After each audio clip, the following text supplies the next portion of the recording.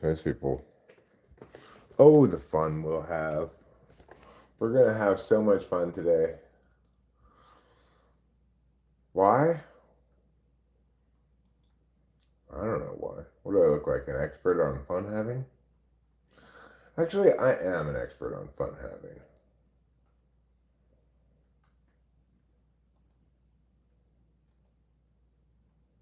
That's why I'm live streaming today. To share with you my expertise on fun having. Pop out the chat. Just pop out the chat. Everybody go and pop out the chat. Uh, okay. Now, time for stage 2 of entertaining myself.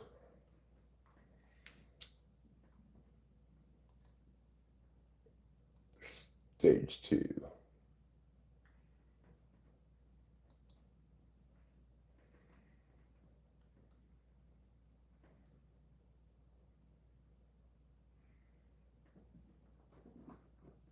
Hmm.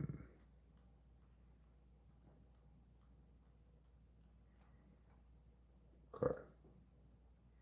Well, that's that, right? Let me bring up this. Okay. Here. And we're going to push this thing over here. We're going to do this, We're going to have a lot of actions. Because we're into action. You know. We don't play around with just meow. We like to have action. You know what I'm saying?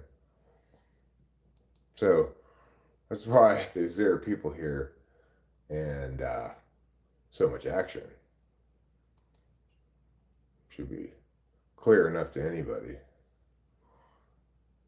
The difference between a lot of action and no action. A lot of action will provide you, a lot of action. Whereas no action, you're just stuck in no action town then. Like I am right now, I'm stuck in no action town. But soon it's going to be action. Why? I'm going to play one of these poker tournaments. Which poker tournament am I going to play? This one's only $5. It's got a guaranteed prize pool of 2,000. What's the level? It's level 1 still. I'll play this one. That's nice and cheap. Hello, Sound Frog. Hello, Electric 476. No thanks, Sound Frog. Does that ever work? Do people ever not like evaluate what it's gonna say before they say it? I would say it. It's got to work very infrequently, at best. Progressive knockout. So this is the kind of tournament that there's a bounty and bounties accumulate, and so like if let's say I've accumulated 10 bounties and then I get busted out, whoever busts me out gets 5 of those bounties. It's an interesting tournament format. It's not really my favorite. I kind of like regular tournaments, but this is level 1 happening right now, etc. 8:34 in the morning, LR Colo Maro. And according to this, we're going to get afternoon rain.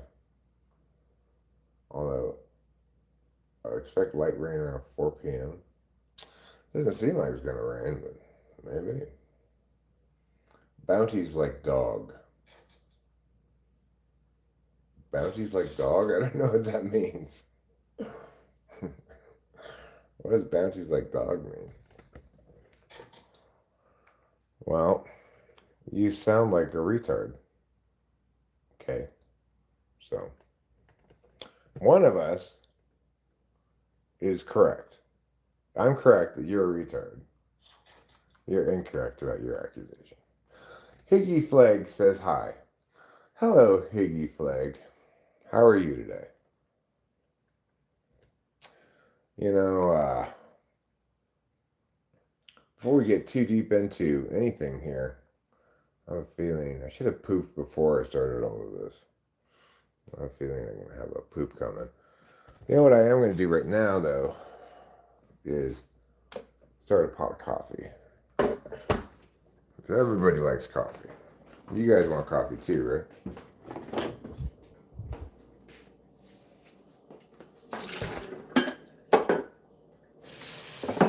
So, start by putting water in that pot there.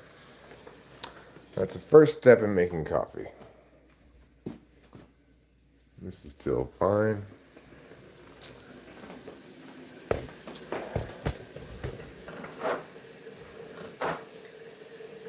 I'll change your water, okay?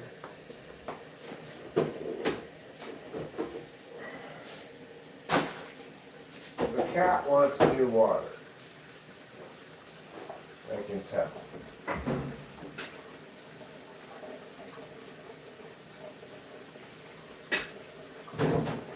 Okay. Now, 1 second. And full. Okay, kitty, no. I will get you new water, okay? Here. Get you a new bowl, in fact.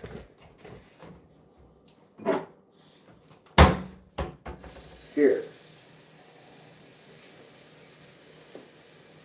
There you go. New water. Now you don't have to complain anymore.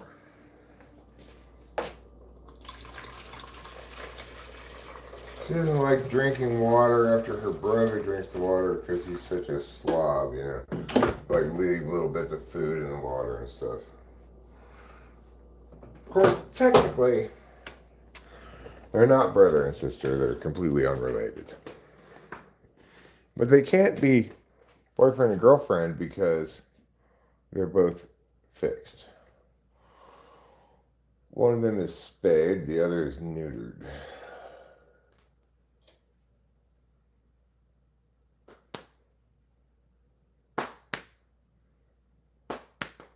Alright, as soon as I fold the next hand, I'm going to have to go put...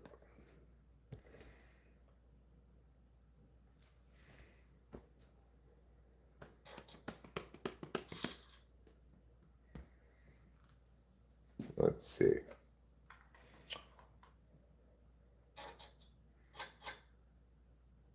Fold. There. Okay, now I'm going to defecate. Don't worry. You're not going to be party to that in terms of witnessing the actual act. You can keep an eye on this hallway for me, okay?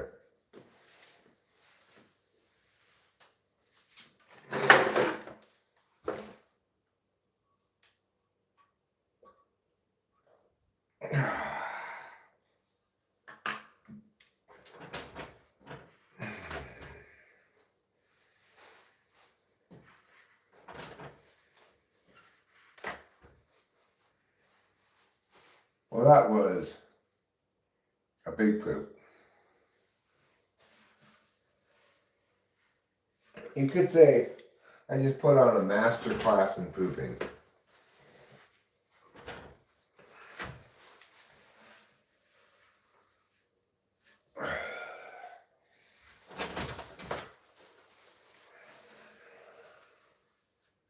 Unfortunately, I think it's going to entail a fair amount of wiping.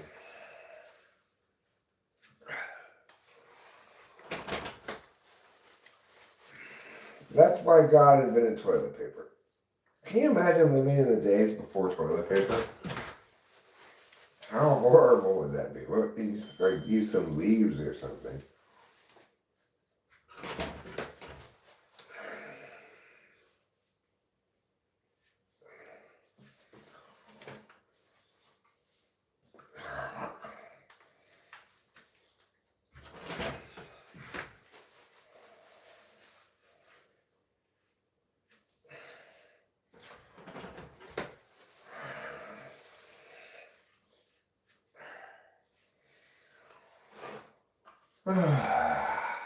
Well, I feel a lot better having all that poop out of me.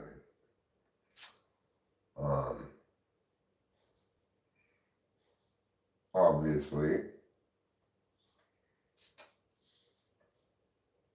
it's not good for you or desirable to carry huge amounts of poop around in your body.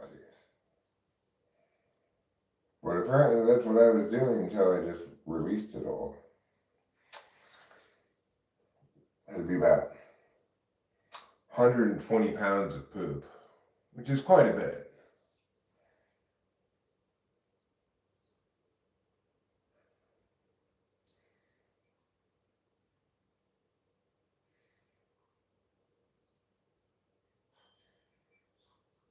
Hi, Mr. Bubbles. Here comes Kitty Man. Keep me company in the bathroom. Or to protect me. Kind of like a guard dog. Alright. Now I've peed as well as pooed. I think I'm about done here.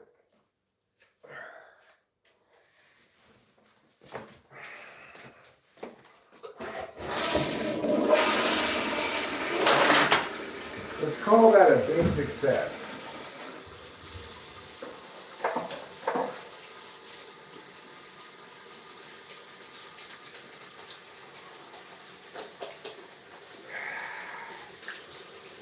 That was the old hand washing. Never hurt anybody. Alright. Here I am. Eric, where are you, Eric? I'm right here. You don't need to panic. Stop meowing at me, kitty. I don't want you to meow at me. Okay? I've already watched you eat. And you don't really need me to watch you eat. No, thank you.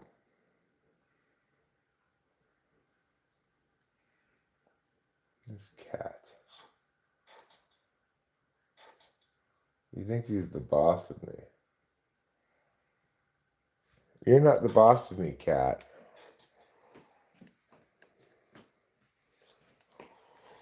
Alright. Let's engage in the fine art of smoking pot.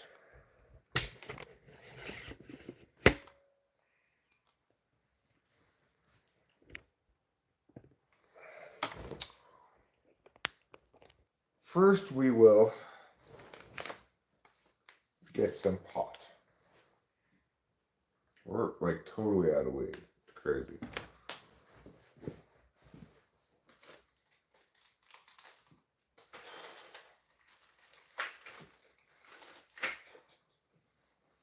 Yeah. There are no more little bags of weed. Oh, there's one right here. This one's got some weed in it. You might say, Eric, are you taking Rachel's weed? Well, yeah. We're going to have to get more weed, so there's no avoiding that. It's one of those mandatory purchases.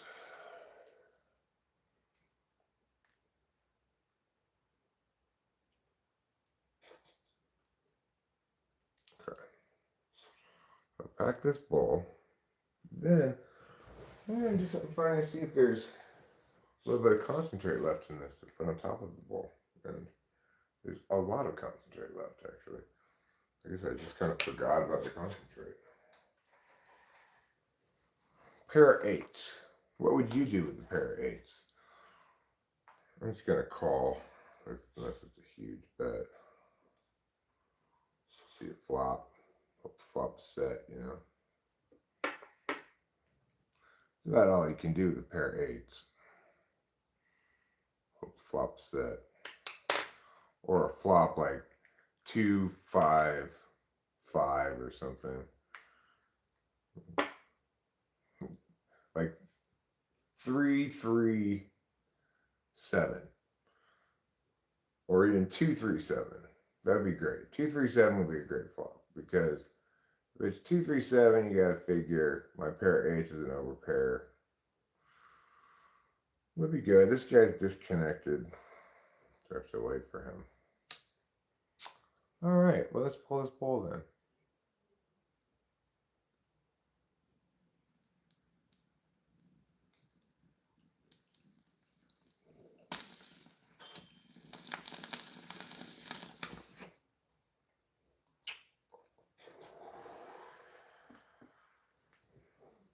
Hey, Jonathan Carpenter. that's, that's super clean concentrate. I like it. And even though I coughed, it's very not coffee. Oh my god. I flopped a full house. My pair of eights, the flop comes at 8 Jack Jack.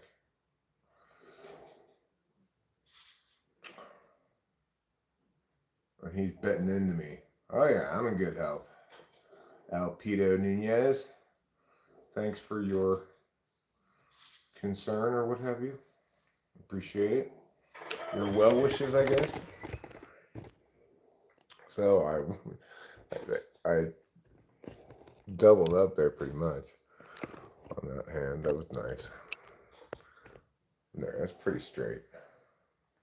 My day's going fine. Well, don't talk shit to my wife, Electric 476. I'm always gonna side with her. Like, I might point out, like, okay, well, meow is technically correct and my wife is technically wrong, but about something. But you start talking shit, you know, obviously you're fighting a losing battle there.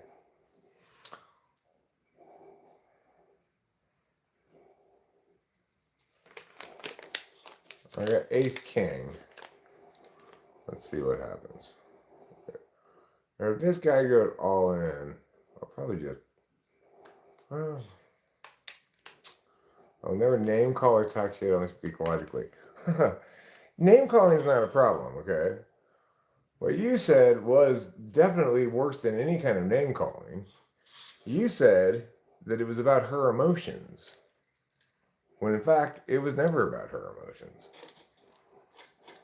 There was a miscommunication initially, and then everything she was saying made perfect sense. She was upset at you, but that's irrelevant. If you think that's relevant, that's your problem, okay? It's not name calling or illogic, right? It's contrafactual statements and a total disregard for relevance. So those are the problems. Name calling, whatever. It's like you can call me a man. That's one name that I have.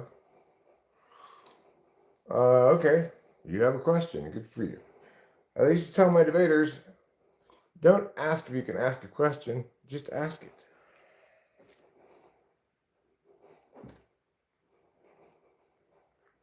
I think our definition of talking shit are different then.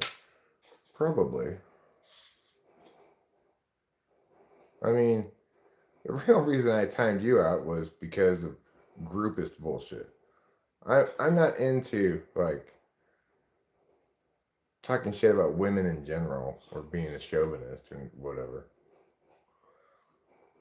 You're 37 without any kids or wife. What do you think a young man should do with his time? Have as much fun as possible. As, you know, ethical, good, healthy fun, not exploitative fun. Don't be Diddy or something like that.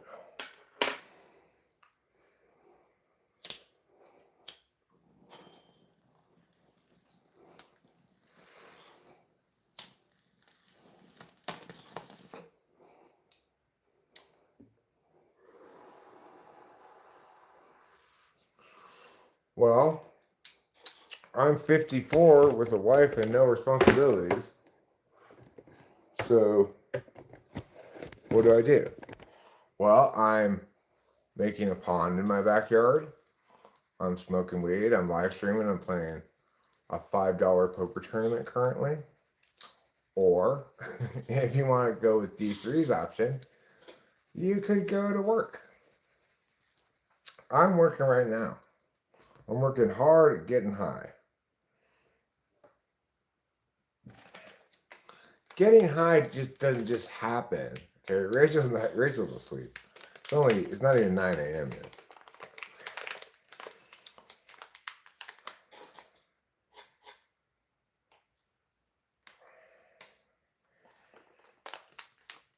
So the thing is, it is good to, if you can manage to get like financial independence somehow, like by working or like my way, by just being lucky. You do MMA? Oh, that's interesting. Well, you'll have to end up being like a trainer of MMA fighters or something. That's the only kind of work I can see MMA really linking to, except maybe like police work or something. Military.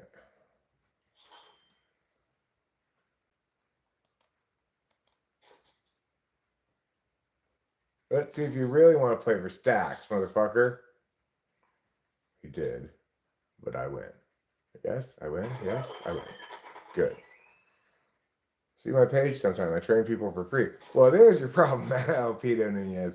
You need to train them for money, okay, instead of for free.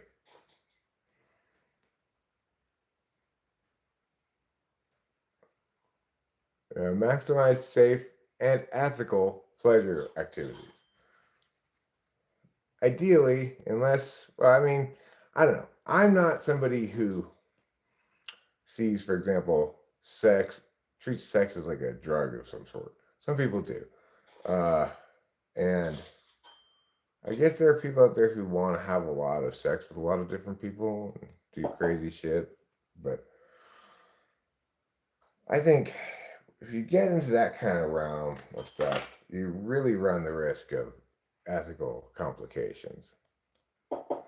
So you got to be careful in terms of your own safety in life. You also got to be careful ethically because later on you'll terribly regret ethical mistakes you made when you were younger. At least that's my experience.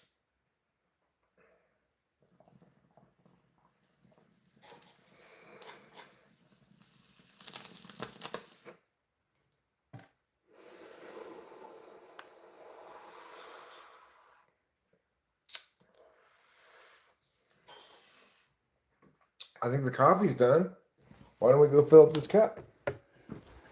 Hold it. Okay. I'm hold it. I'm holding two things right now. Holding this tripod, and I'm holding your life in my hands. I mean, a coffee cup. The other thing I'm holding.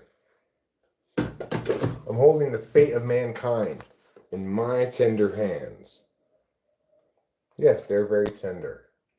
Emotionally tender, not physically tender. Physically, they're tough and manly.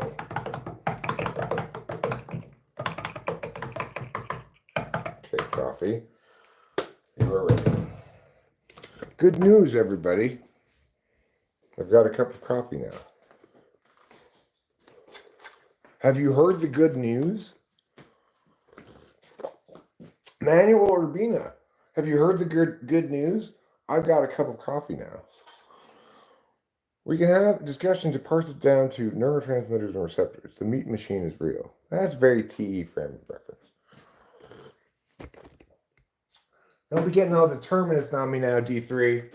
You know how I hate determinism.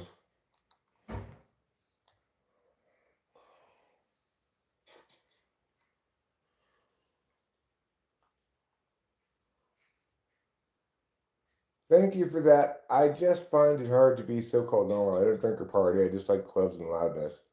Maybe start a YouTube channel, you know? I find my socialization and friends and stuff right here, doing this. Hi, Hero Lamb.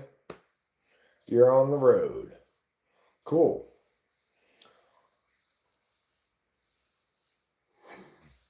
Thanks, D3. Appreciate it. Well, it feels nice that a tender hand is holding me no diddy. No diddy indeed. That should be at the end of every sentence, pretty much.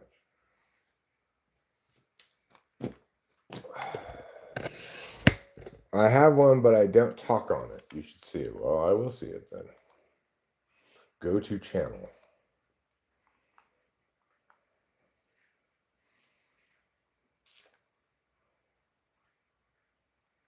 Well, you have a video called No Excuses from 8 months ago. What is this? Oh, short. You don't talk on it?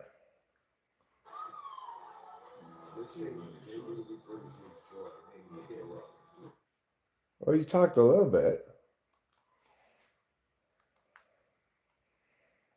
I don't know. Some people are talkers, some people are not so much talkers. I'm a huge talker. I talk a lot.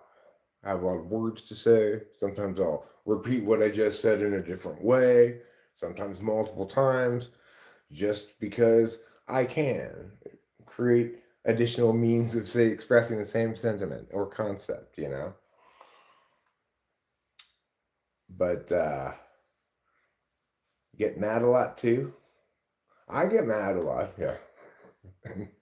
I get mad a lot. I get mad at people being wrong.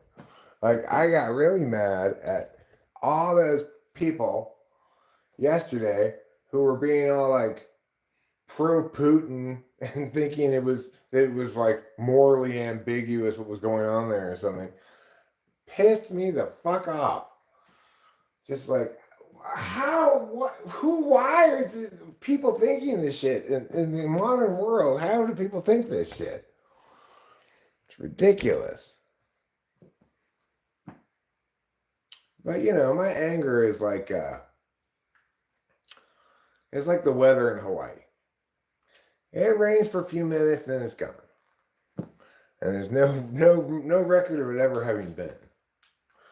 Oh, I know a ton about Ukraine sexy. In fact, what, maybe 10 years ago, we did the topic of resolve. I did all the casework and I've been kept up on it since as well, relatively. Resolved, the U.S. should intervene in Luhansk and Donetsk, something like that, to prevent Russian aggression. Anyway, the answer was clear then, as it is now, that yes, we ought to have. Oh, it was admitted to NATO. That's what the resolution was. Should admit Ukraine to NATO. But so sexy.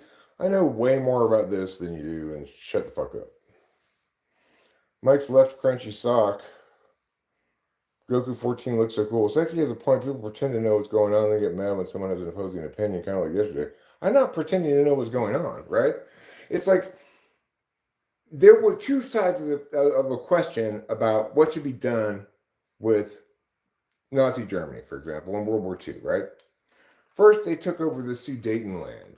And a lot of people said, well, you know what? It was kind of theirs. There are a lot of Germans there. It's okay, I guess. And then they invaded Poland. And Chamberlain comes back. Neville Chamberlain comes back and gets off the plane and says, there will be peace in our time. Because I am a pussy who acquiesced to the aggressor. When we have a situation like this, where you've got two nations, independent nations, sovereign nations, one is clearly an aggressor invading the other for imperialist reasons, and you're buying Putin's propaganda, then fuck off, you know? I don't need to be mad to tell you that either. That's just straight up how it goes. It's not two different but equal opinions here. One of us is correct and the other is incorrect. And as is almost always the case, I am the correct one.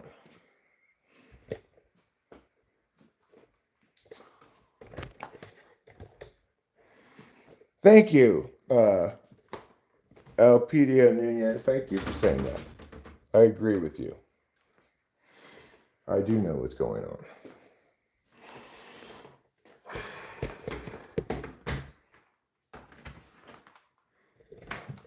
It's like people who want to slide into some sort of, all-purpose relativist frame, like all opinions are equal or whatever, can all go fuck themselves.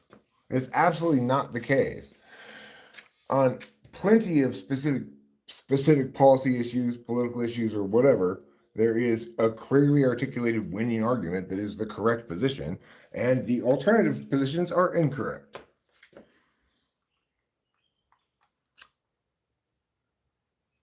What do you mean, no logic speaking? Are you evaluating my words? Did you hear anything I said?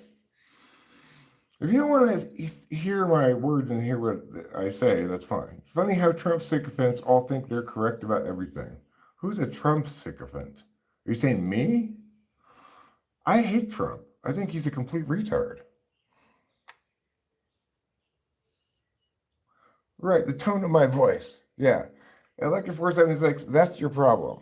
You're evaluating what I'm saying on my tone rather than what I actually say.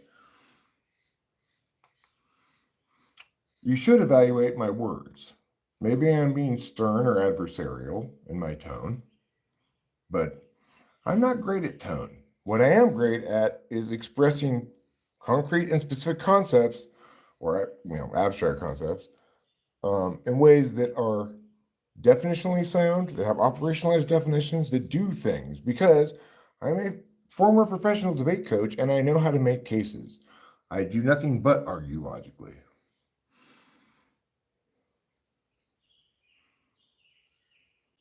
Should stupidity be made illegal?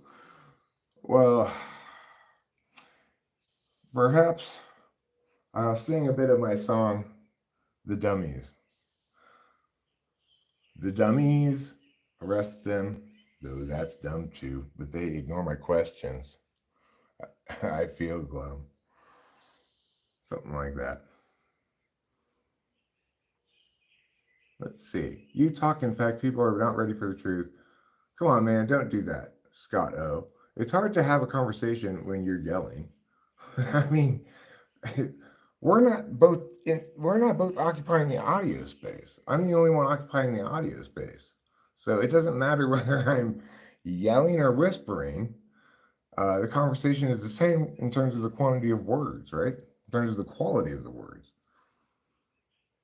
Read the words on the page. Yes, you are. Men talk like men. This day and age full of pussies. Still can't get a girl, though. I have a girl. Or are you talking about yourself, or are you talking about Elpidio? Elpidio? I have a wife, Just proves the point that emotions overcome the actual conversations. Well, that might be the case. Like, it is the case that for plenty of people, if I'm getting, if I start getting in adversarial mode where I start talking faster and I'm a little bit louder and more definitive and decisive in my phrasings of things as well, a lot of people, they lose the ability to hear what I'm saying. And that's unfortunate, But I'm not responsible for their ability to process information.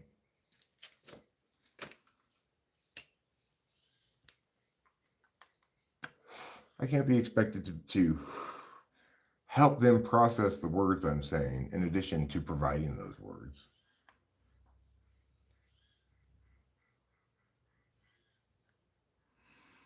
That's just asking too much of me.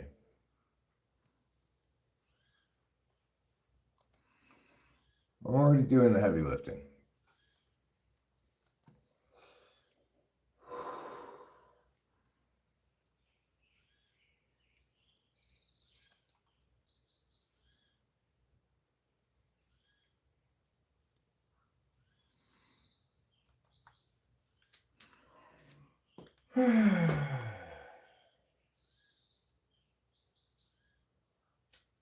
Well, it's going to be kind of a boring Sunday, to be honest. I have no Adderall. I have no Wellbutrin. I'm just on regular Eric. So,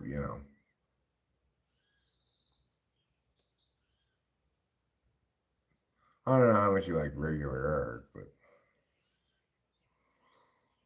regular Eric is here. I don't know how much I like regular Eric. It's like, wouldn't regular Eric be better if we had a couple of Adderalls? I think regular Eric would be better in that situation. Sadly, we have none. We don't even have its ugly sister, Wellbutrin. Most people can't discuss things without bringing emotions into it. Damn, we popping pills around here, my kind of party. Yeah, it's my kind of party too. As long as they're uppers. I don't really like downers of any kind.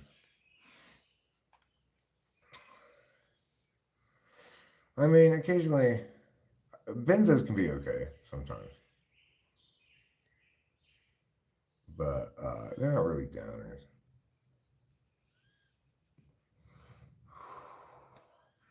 And then when it's time to sleep, for me, if I really want to sleep hard and good, I and guaranteed sleep like 10 hours or something, I'll take a full olanzapine, one of Rachel's olanzapines. She prescribed, uh, she's given 30 a month, but she is prescribed to take only uh, half of it a month. So there's extra. She's always got extra olanzapine lying around, you know. Well, I mean, the thing is, if I'm going into a context in which I know I need to have emotional control, I'll prepare myself ahead of time. Say, okay, pretend this is a debate round, Eric. You've got to remain calm, expressing things in a certain tone, be authoritative, but reasonable sounding, because this is an important conversation where I need the other people to agree with me for some reason. Like like when I went and had to tell, my story to the city of Pomona, and I was very upset because my First Amendment rights had been violated. And I knew going into that I was going to have to be very calm and reasonable sounding, and also correct, of course, correct. But I also have to be calm, and reasonable sounding. So I prepare myself ahead of time. But this is not that. This is my live stream, and I am who I am, and just being myself. I'm not performing right now. I'm not. I don't even consider this making media, right? It's just me killing time while I'm playing poker, talking to people, having fun, chatting with people on the internet. And yeah, I get emotionally engaged with things. I have two emotions basically: laughing and mad. Any other emotions that I experience are probably, if I'm feeling sad or something, I'm not going to want to live stream.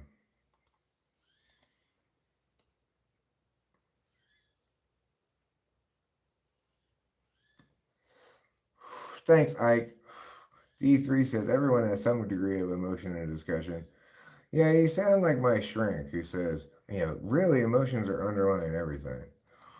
Well, okay, but that's not really a very meaningful way of uh, of understanding anything.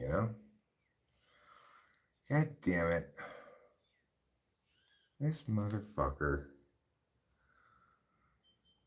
Okay, I'll check. I don't know what to do here. I'm probably gonna get busted out. Yeah. God damn it. I have top pair, good kicker, but he hit that flush draw. I gotta fold it. That motherfucker. Yeah, but you're talking on politics or world issues with so much conviction and get angry when someone disagrees with me. I don't get angry when someone disagrees with me, okay? I get angry when people don't respond to what I say. So I express very specific arguments, right? Like the reason that you are wrong about is meow.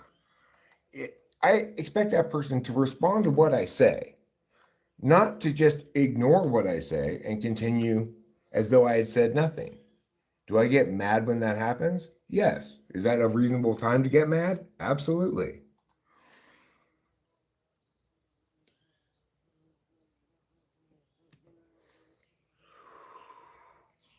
Over very little. The thing has gone off on you in what way? I've just argued that you're wrong. What didn't happen? I don't know what you're talking about. Well, yeah, I was mad about Ukraine because I mean it's righteous indignation, right? It's appropriate to be mad about Ukraine. You've got a clear-cut case of one sovereign nation being an imperialist aggressor, violating the national sovereignty and the boundaries of another nation. The former being an authoritarian regime, essentially, or an autocratic regime, with Putin being king for life or whatever, and the other being at least some semblance of a free and civil society, even if it's not.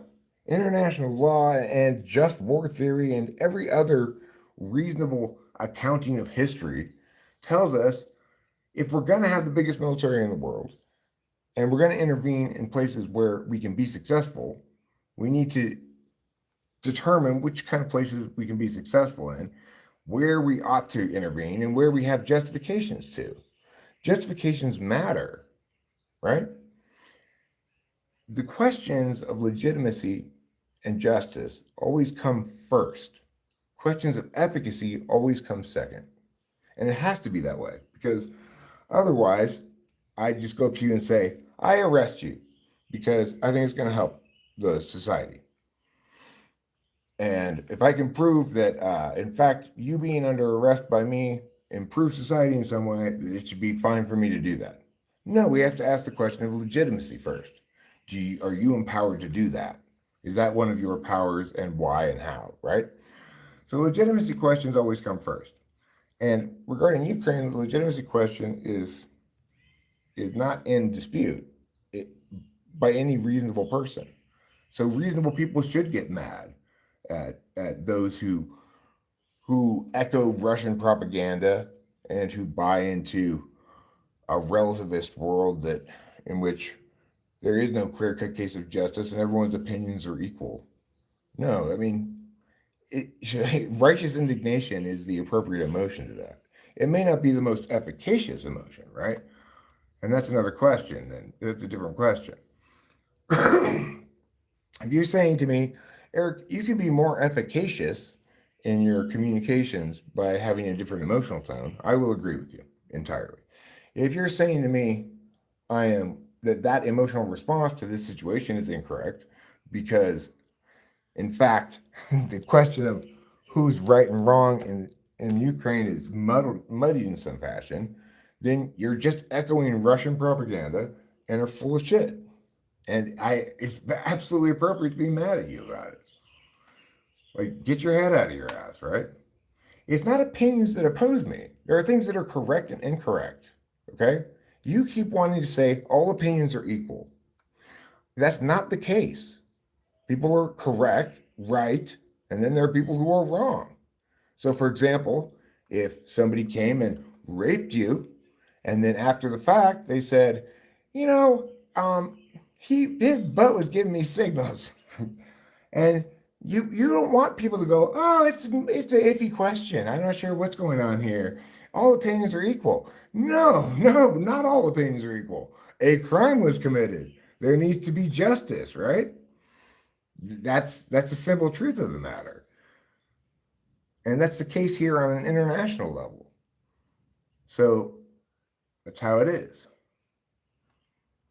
If my emotions are irrelevant, okay, let's say instead of being indignant, I'm sad about it. Who the fuck cares? I'm still correct, and that's the main point. Yes, it is about being right or wrong. It's not about hearing both sides. For example, if somebody kills your entire family, yes, they have their day in court. But if they say, look, they have really ugly hats, we shouldn't give that any weight, right? And people arguing in defense of the mass murderer and saying, oh, he grew up poor, he had all these reasons and stuff. Those people are called apologists. In other words, they're people who are supporting fundamentally and indisputably bad things. So deal with it, you know? I'm not always right, but I am about this.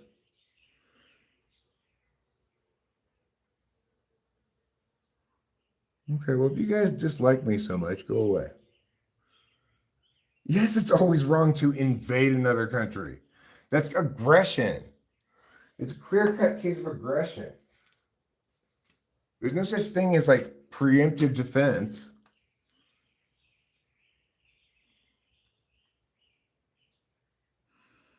Well, if you don't want to hear what's correct about politics, then talk about something else. Electric wants to relitigate yesterday's thrashing. I'm not in the mood to do that. So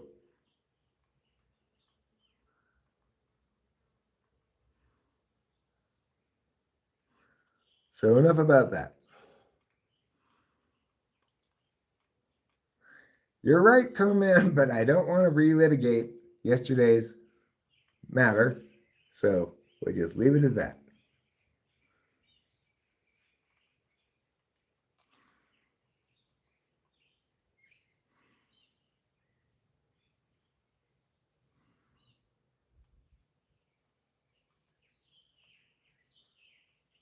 Let's see what I'm going to talk about instead.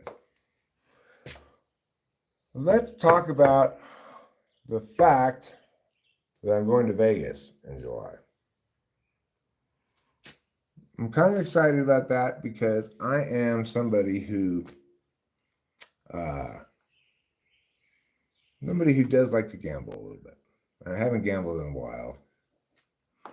I'm not going to gamble until I go to Vegas. So,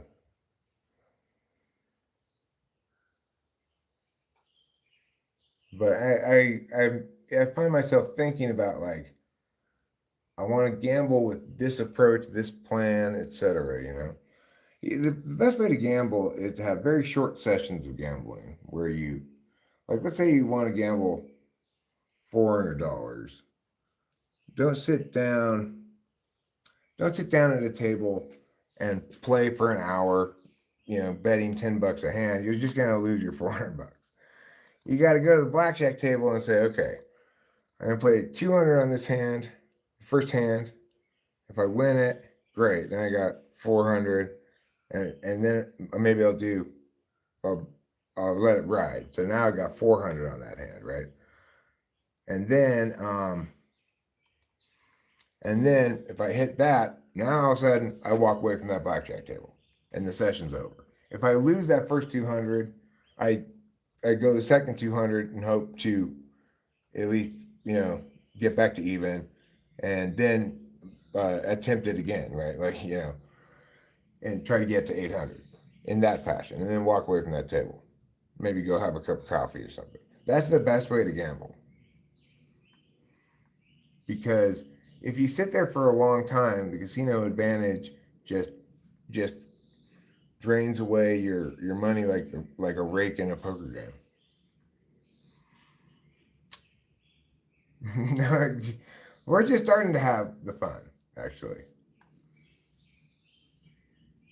We're just starting to have the fun because we're talking about how I'm going to Vegas and how I want to gamble when I go to Vegas. So that would be like my strategy for the first thing I do when I start to gamble. If I lose that 400, no, I don't play any slots. I do play other table games besides cards, but I don't play any slots. But and then so you know I could lose that 400 right away, and in that case, take a break, go away for an hour, go back to the room or something.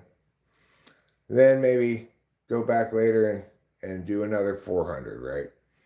And maybe have a backup 200 with risking a total of $1,000 in mind, you know, and then not lose any more than that.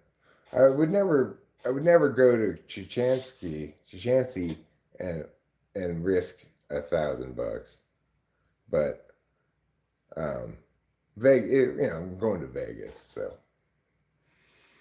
Rachel was trying on Vegas outfits? Yeah.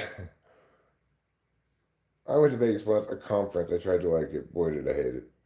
Well, I mean, I don't like anything about Vegas, like shows or whatever, except I like the full blast gambling. So it's like, you know, but in California, you got California craps, for example. They got just craps in Vegas. California craps is, I'm not sure how it's different, but it's a little bit different. Yeah, Vegas rules are better than California rules for the gambler.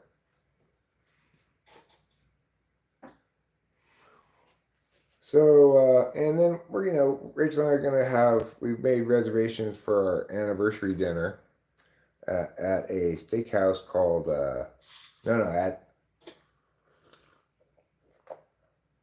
Joe's Seafood. Yeah, Juchancey is pretty damn, is pretty damn Vegas-esque compared to like a card room. Yeah, but you'll win better in Vegas than in California.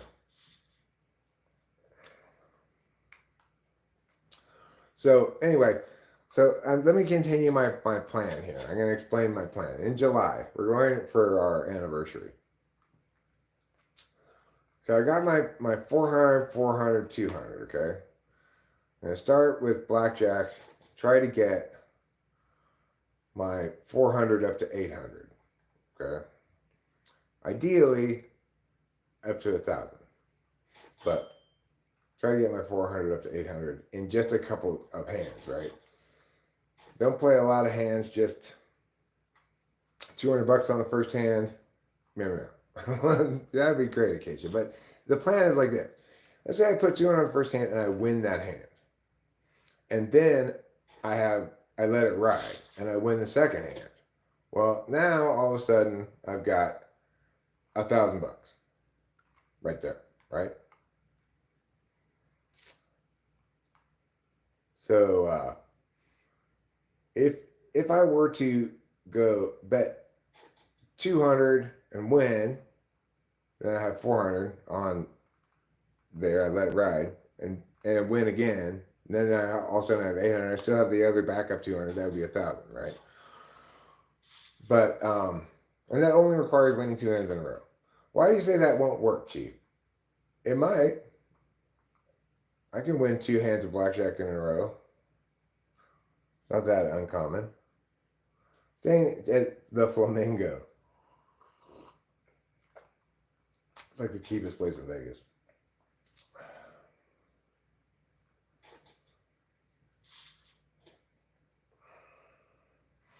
But I also want, okay, so let's say I lose that 400 at blackjack.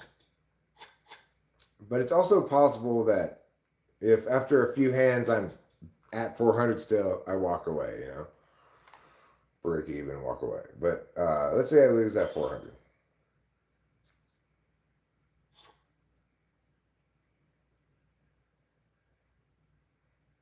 Well,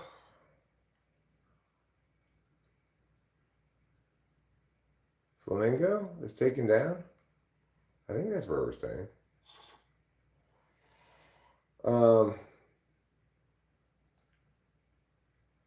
well, I might do 100, but uh, my theory is,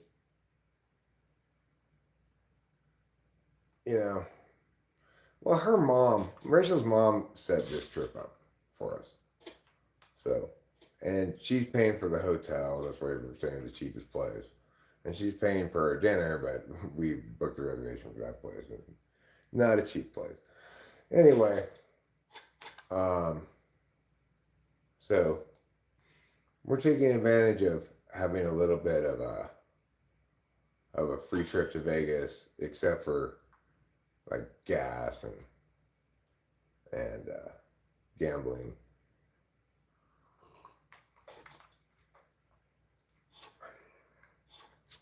Her mom wanted to go to Vegas, I guess, or something, and figured she could facilitate an opportunity to see her daughter.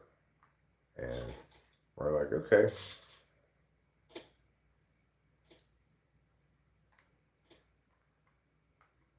Yeah, that's not bad. 8-hour drive. That's not bad. I can do that standing on my head.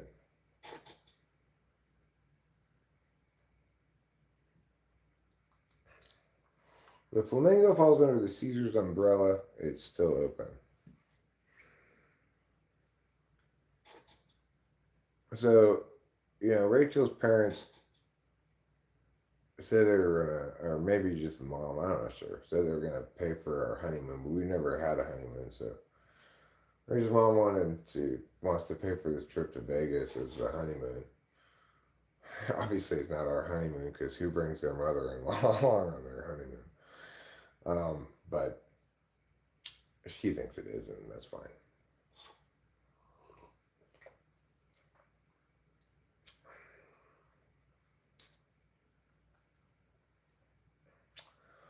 Yeah, it's gonna put some miles on the car.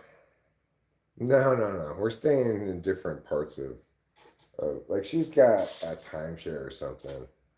It's related to the flamingo or at the flamingo, but yeah. Well, if it were actually a honeymoon, it would be extremely ridiculous. That's why Rachel and I we're just like we'll take the free trip to Vegas.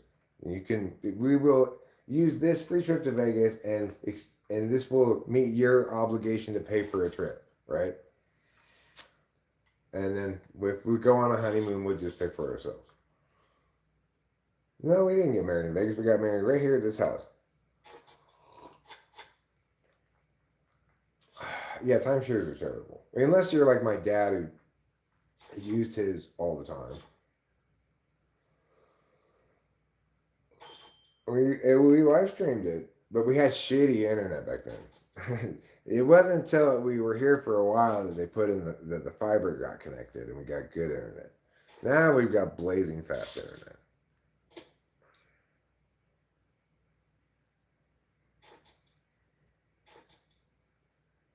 Yeah, never get a timeshare unless you're an ESTJ.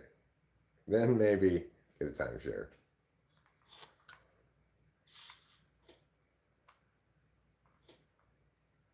Oh, he never owned any. I mean, we the last time the family owned a condo was was when I was like in my maybe I was like 12 or something. We had a condo in Mammoth. After some earthquake, my dad got in his head that there was going to be an earthquake and all the property in Mammoth was going to be destroyed and lose its value and stuff. And he thought earthquake insurance was too expensive or something like that. And so they sold the condo in Mammoth. Of course, nothing ever happened, and that condo in Mammoth now would be worth God knows how much. But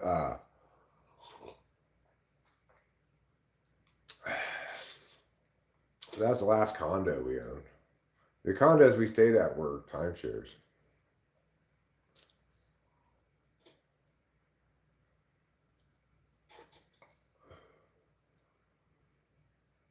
Starting meeting with the Ethiopians. Keep the blunt and snark energy high in the chat while I'm away.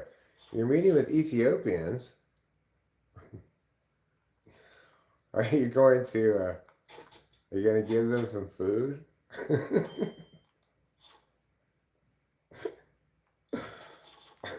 That's what I think of when I think of Ethiopia. It's like a bunch of starving people.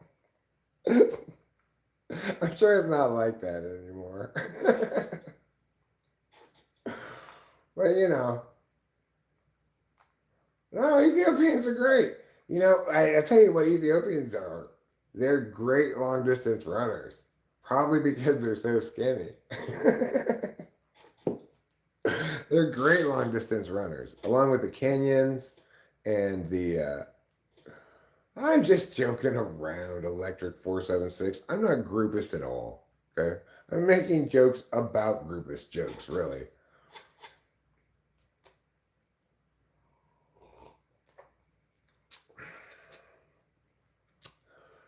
I mean, I think Somalia has got a much worse reputation than Ethiopia in America. Skinny jeans. Excellent, Fly Guy. Fly Guy's jokes is, um, I got my jeans from Ethiopia. They're skinny jeans. God damn it, I lose. That's fine. That's a good joke. It was like that great joke I made that one time. where I said, Rachel was like, um, oh, Johnny's mom and Johnny went to do axe throwing. And I said, you know, in some African American communities, they call it ask throwing.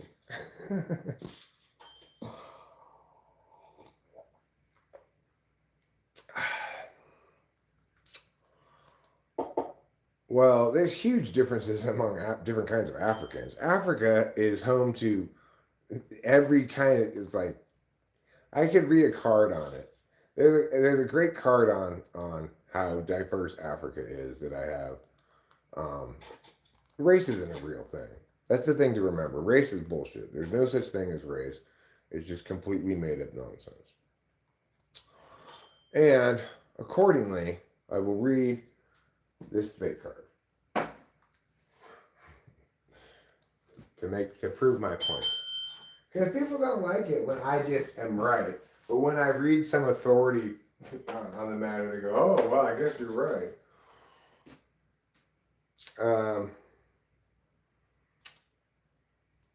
Here we go. Where's my keyboard?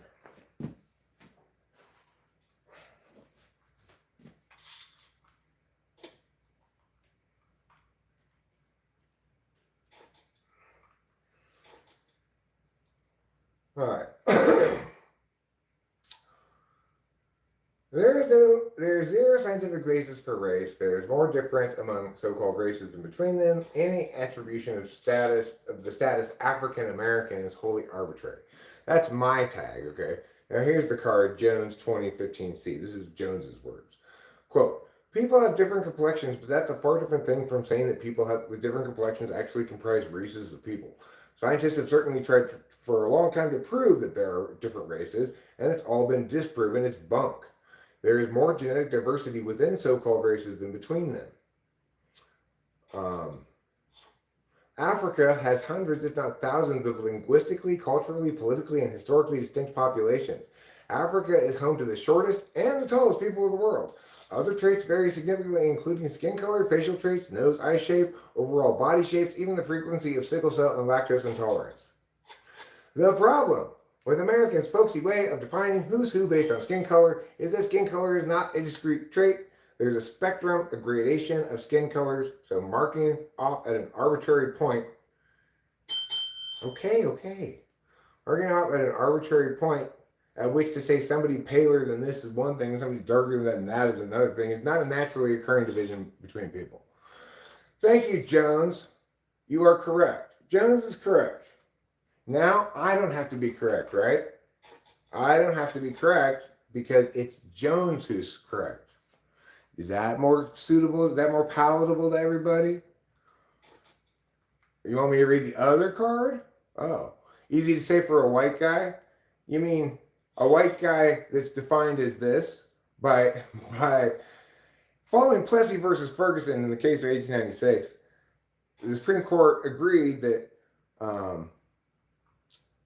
that Plessy had been denied his right when deprived of his property of being a white person and riding in the right car or something like that. So Congress had to come up with a definition of white people. And here's the definition they came up with. A white person has been held to include an Armenian born in Asiatic Turkey, a person of but 1/16 Indian blood, a Syrian, for fuck's sake, a Syrian, you're making me do this, everybody's making me do this, and it's costing me in the poker tournament. And a Syrian, but not to include Afghans, American Indians, Chinese, Filipinos, Hawaiians, Hindus, Japanese, Koreans, Negroes, nor does a white person include a person having 1/4 of African blood, a person in whom Malay blood predominates, a person whose father was a German and whose mother was a Japanese, a person whose father was a white Canadian and whose mother was an Indian woman, or a person whose mother was a Chinese and whose father was the son of a Portuguese father and a Chinese mother. You know, white people. So when I say it's all made up, it's all made up. It's all completely bullshit. I'm not playing for fake money. It's a $5 tournament. It's a real money tournament. You want to know how to play real money poker in the U.S.? It's legal now. They have this workaround. It's called Club WPT Gold, and I mean I've lost. I always lose real money here on the site, so I never. It's something I do win on poker, but it's something I do win at poker, but then I end up losing it. Trying to step up, you know. You play on stake already? Okay, yeah. Club WPT Gold is legal. It's legal in 48 states, including California. It's not legal in Washington and one other state.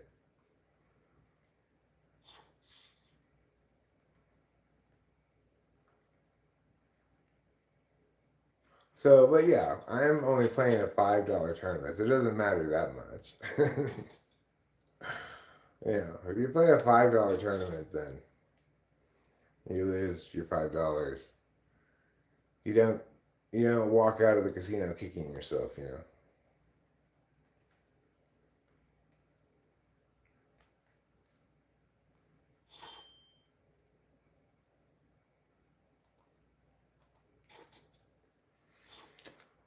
Well, I'm maybe about to bust out.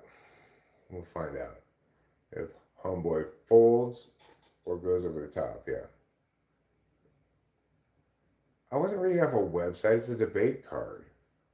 Okay. I'll show you what it is. It's a debate card that I cut from a. I mean, if you want me to give you all the citations and stuff, it's not a website. It's a card I cut for a debate case years ago. There are two cards I cut for a debate case years ago. And what does it mean to cut a card? It means to use Google Scholar, find a scholarly journal that says what you want to express, and excerpt that portion that you want to cut. No, I'll show it to you. Jesus Christ, dude. It's not just something I made up. It's stuff. The sources are sourced on Google Scholar. This is for competition debate. You have to have real sources and quality sources. I'll show you what it looks like.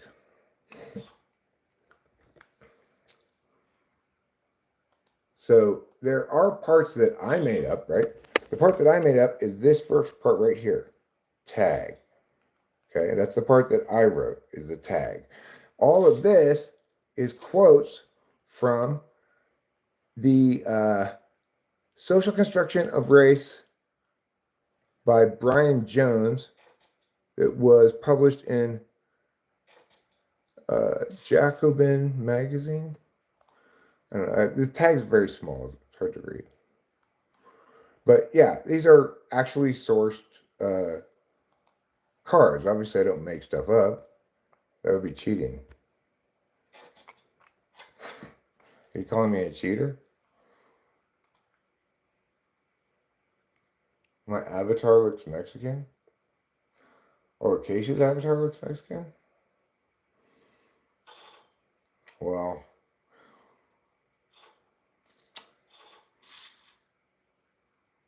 she is the proprietor of Pepe's Piping Hot Pinatas. I was talking all that smack? Well, I wasn't talking smack about anybody. What are you talking about? I mean, I don't know, Electric 476. You're all over the place.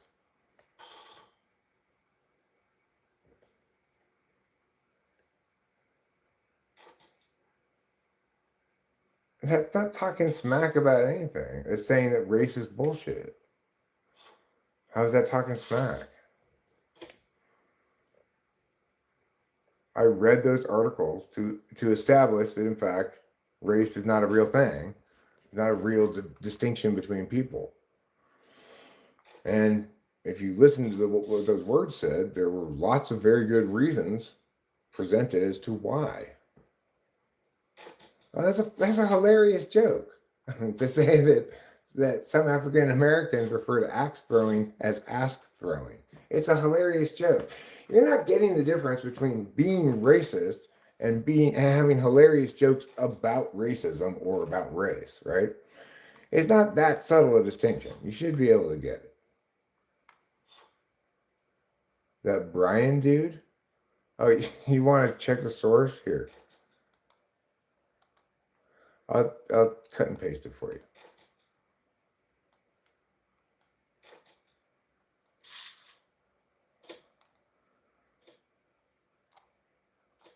Oh, that's almost all of it.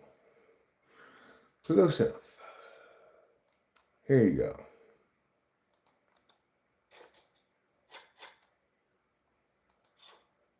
It's too many meows. The last name is Jones, okay? There's still too many meows? Oh. There. Okay, wait. There. That should go. There you go. There's a citation. Are you saying that, like, were you accusing me of making that up?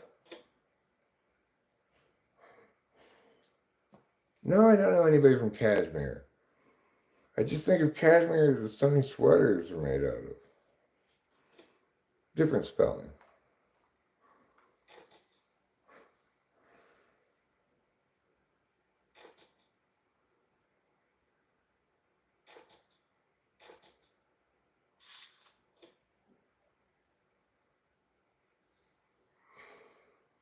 Yeah, I know vaguely. It's like in Afghanistan or near Afghanistan. Or is it a region of Afghanistan? Oh, it's an Indian occupied Kashmir. Okay, so it's a region of India. You didn't get timed out for jokes. That's not why you got timed out. Don't lie. I told you why you got timed out earlier.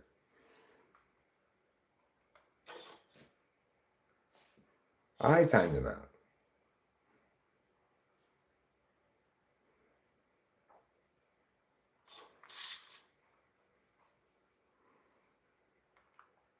Oh, it's occupied. So you think it should be its own country?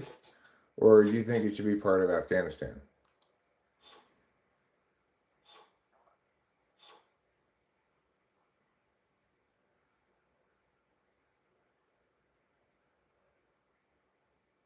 I'm the one who timed you out.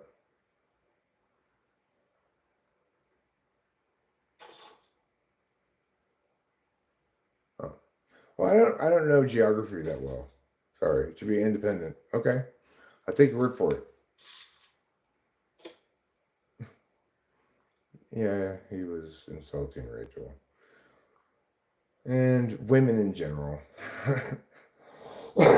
So, I don't take too kindly to groupist shit. Yeah, well, I haven't been an active debate coach in a while, If I were still coaching debate, I'd keep up with. Uh, of course, it's insulting to her when you say it's all about her emotions and the women should keep quiet and let the men talk and stuff. Of course, that's insulting. I mean, who are you kidding?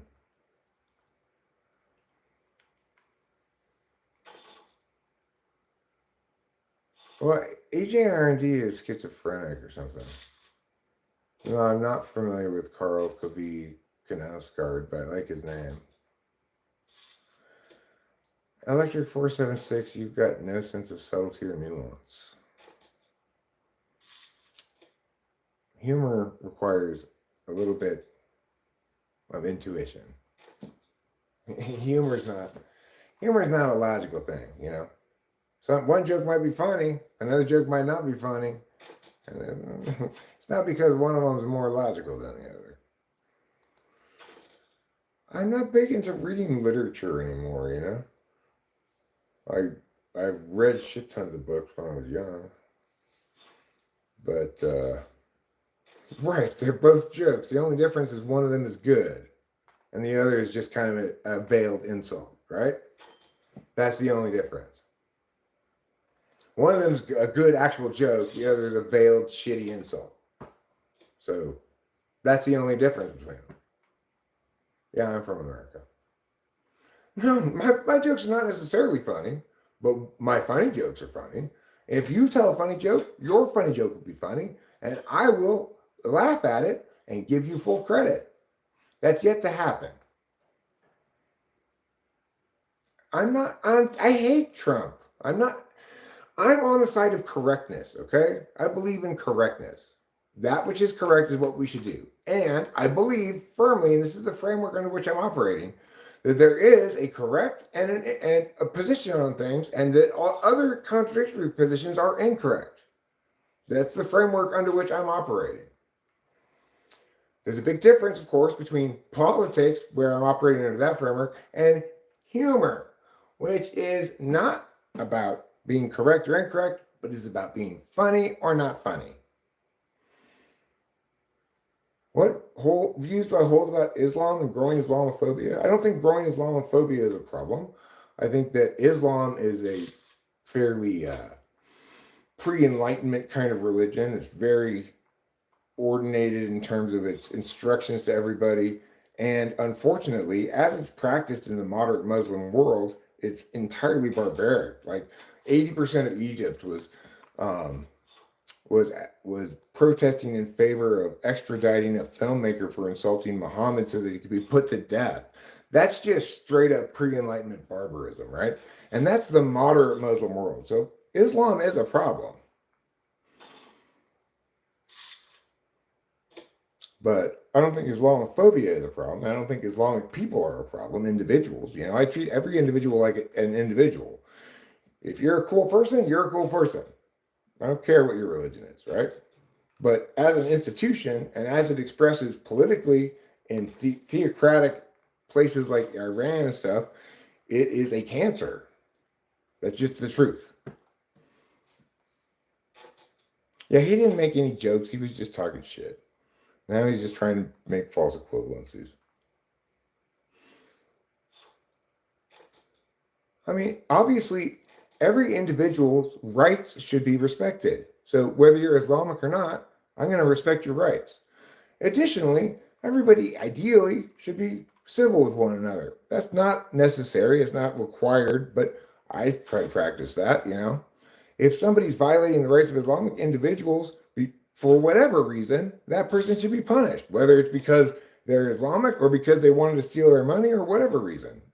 If a criminal violates the rights of an Islamic person, the criminal should be punished proportionally to the crime. Okay? That always is the case. Well, I think Israel needs to fucking get its head out of its ass, right? I think Israel is being totally insane.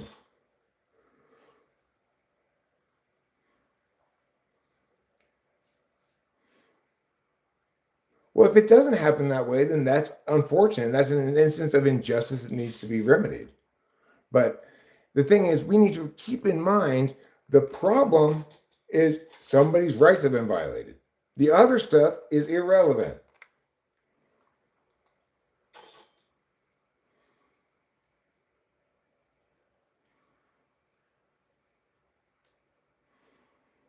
Okay, so on a scale of 0 to hilarious, Electric 476, your joke was 0. You failed to be hilarious.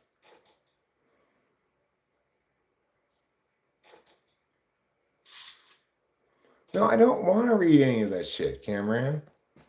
Obviously, I don't approve of increased religiosity among people, and I definitely do not approve of religion entering politics.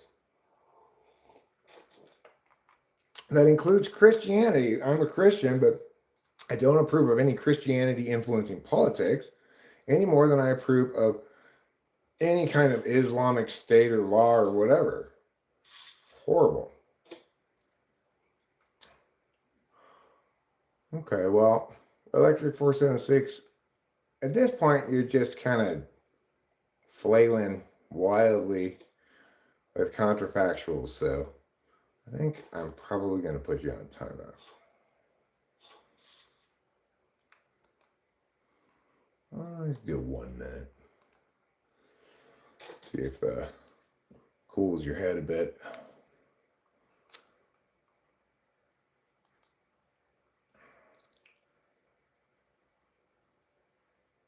Terrence Malick, is he the one who made that thing about Muhammad? The Egyptians wanted to extradite him? If so, yeah, I'm familiar with them.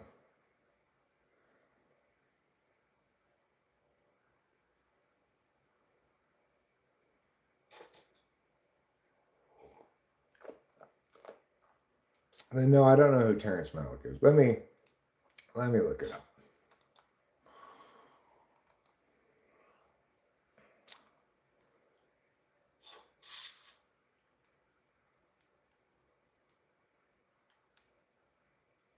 It looks like he makes incredibly boring movies, but I haven't seen any of them.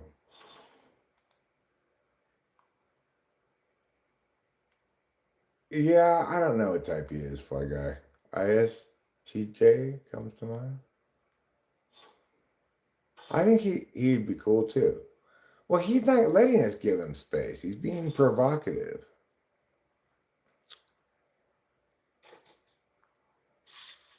Where's my hypocrisy, for Christ's sakes? Words mean things. Like, you could call me petty, maybe. You could say some things, some kinds of accusations could possibly have some reasonableness to it. But hypocrisy? You're just grabbing at random things.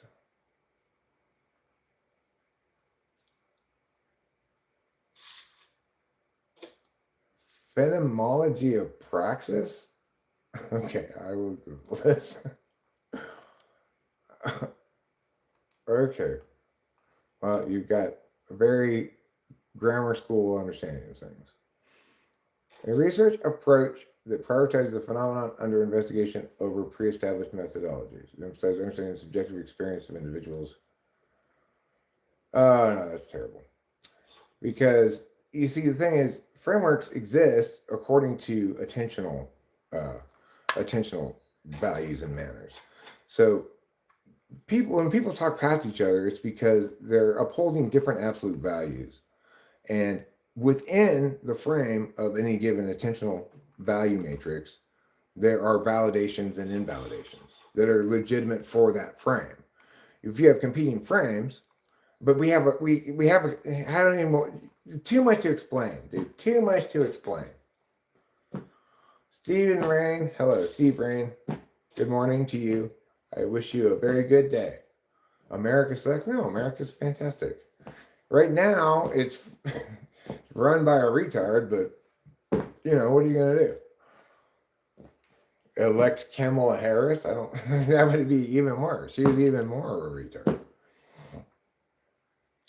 Europe. I don't know. Europe's taking care of itself. I don't need to worry about Europe. Europe's fine. Europe's not my problem. Zizek is just a cocaine-addled, amoral ENTP who's talking complete garbage and sleeping with young co-eds. That's my opinion about Zizek.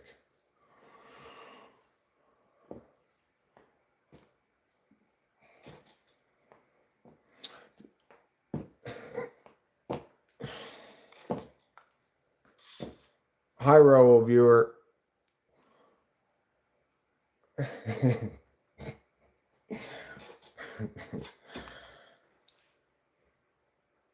What are your thoughts on Ahmed Javed? I don't know who he is, but I could explain everything. Like, basically, all philosophical questions have been answered as fully as they can be answered, and I have all the answers to them. Well, except for the grand cosmological questions. Heidegger, toy. Who would pick Wittgenstein? Heidegger's right. We are thrown into life unawares, right?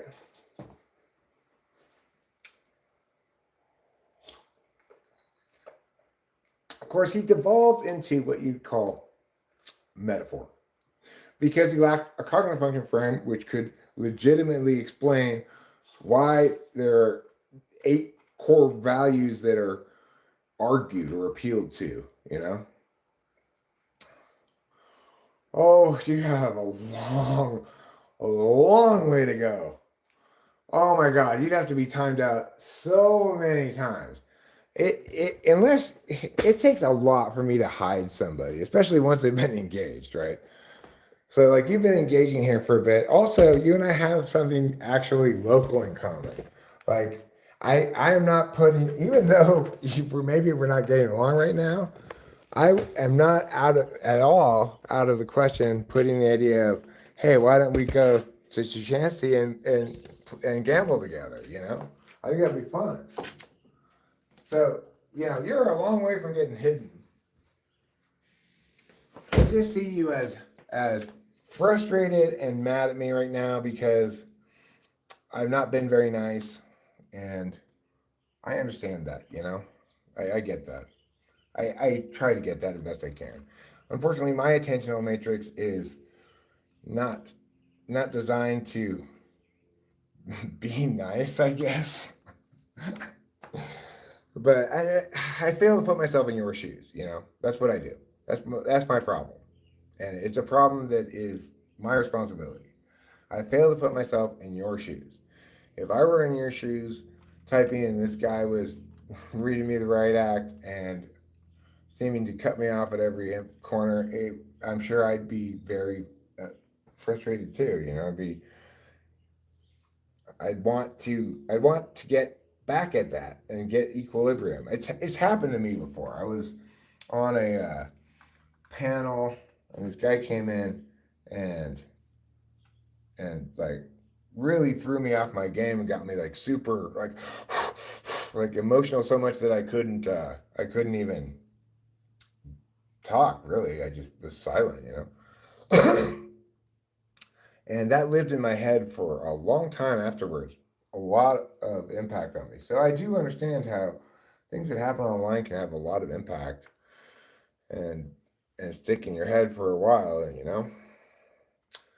And I I would hope that as I get older, I'm getting better at not being such a dick.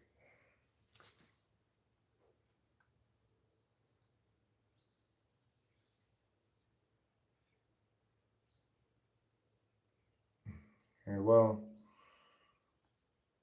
you're poking. Whether or not that produces a hole is another matter. Western people talk to themselves, and everyone else reads the chat and answers people. I read the chat and answer people. What are you talking about? That's exactly what I've been doing all this whole time. I think you and a certain mod are the frustrated ones. I've been laughing. Well, you've been putting a lot of laughing and crying emojis. That's true. I'm doing well. Thank you for helping that. The only dick move was timing me out. Coward move was that actually. Don't call me a coward. I'm gonna time me out again. It's my prerogative. This is my live stream. I can do whatever the fuck I want. This is a rights-based framework, right? If you don't like it, you can go have your own live stream. But don't call me a coward. Nothing coward. There's nothing cowardly about me timing you out. One condom looks like penis. Okay. What's going on here? What are they talking about? I don't know. People come in and talk about all kinds of random shit. Like this Capnims person said, he came in here yesterday too and said the same thing. Western people talk to themselves and everyone else reads the chat and answers people, except for the fact that as I did yesterday, I read the chat and answer people. Where's my wife? She's in bed still. It's not even 10 a.m. yet.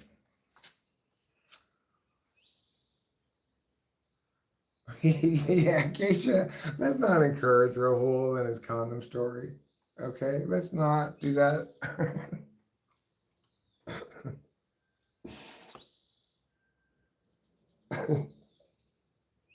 Okay, go ahead and talk, Rahul. We'll talk about your condom. I could talk to you for so long. I'm a Muslim. We could talk and talk. Yeah, I'm sure we talk and talk and get along great. I have nothing against Islamic people, right? But I do have something against Islam as a force in politics.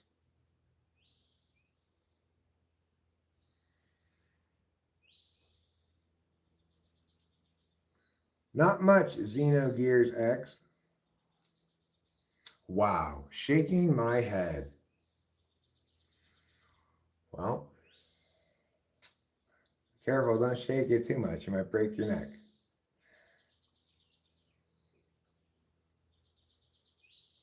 Yeah, I don't believe in theocracy, right? I don't think that I believe strongly in a clear division between church and state. I don't care what religion Obama is.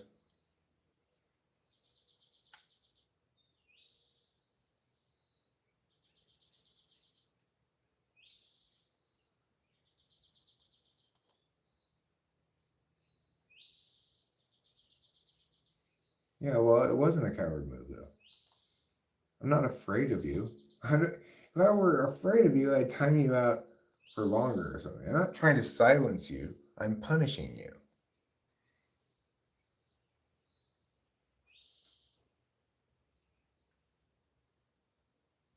Craven, thank you, Acacia. And thank you, D3, for correcting me on that yesterday. Oh my gosh. I'm glad I nipped that one right in the bud and only misused it maybe once or twice before I don't I have no reason to punish them. And I'm not into punishing people, you know. But I'm also not into letting spiteful shittiness just run rampant in the chat.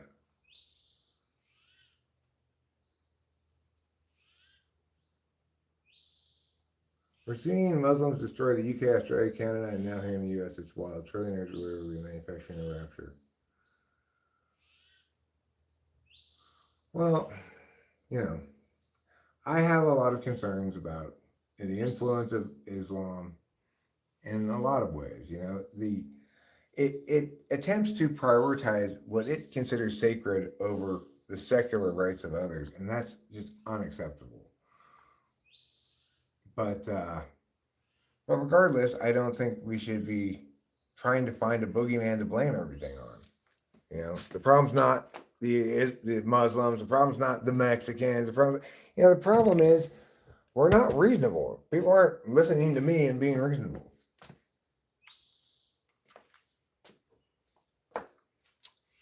We're not correct.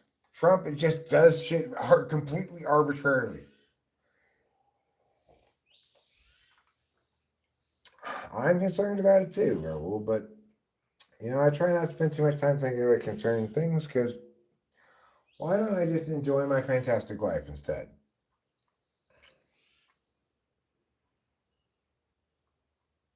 Hi, Gabriel.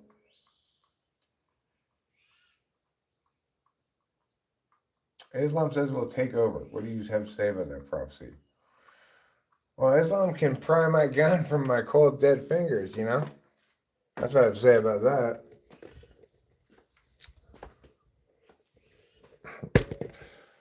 This is America. We're very well armed.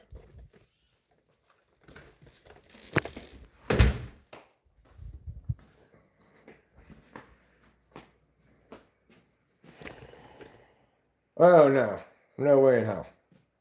Islam is in that vision of itself as attaining primacy that's just barbaric ontological imperialism and should be condemned by everybody.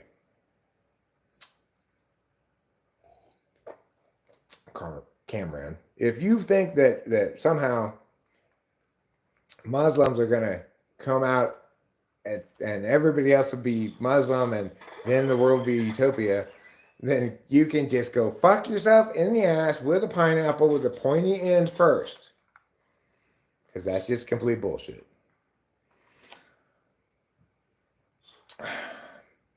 A country where you can sit around all day and smoke weed or work super hard all day. Or, where you have autonomy. Where you get to choose. What riots in LA?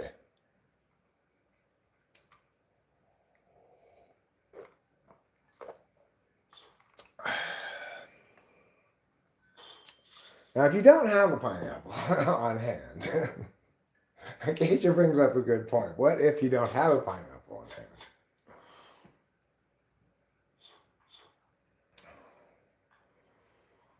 I mean, I wish we learned lessons from our mistakes. It doesn't appear like we learn lessons from our mistakes.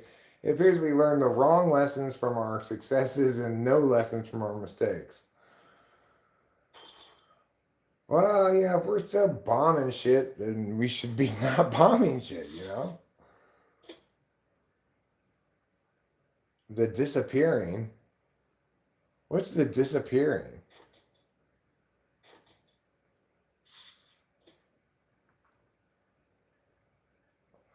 Yeah, the Soviets started all that shit. But of course, we decided to be all shady and arm resistance fighters rather than actually sending troops, etc. Accordingly, Osama bin Laden, who probably wasn't responsible for 9/11. He's not a warmonger. That's true, Putty Cat. That is true. You can't call Trump a warmonger.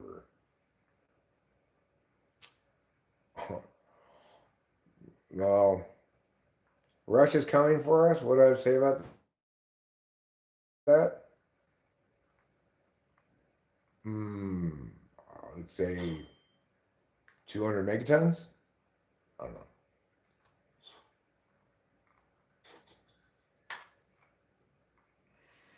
That should do it. 400 megatons.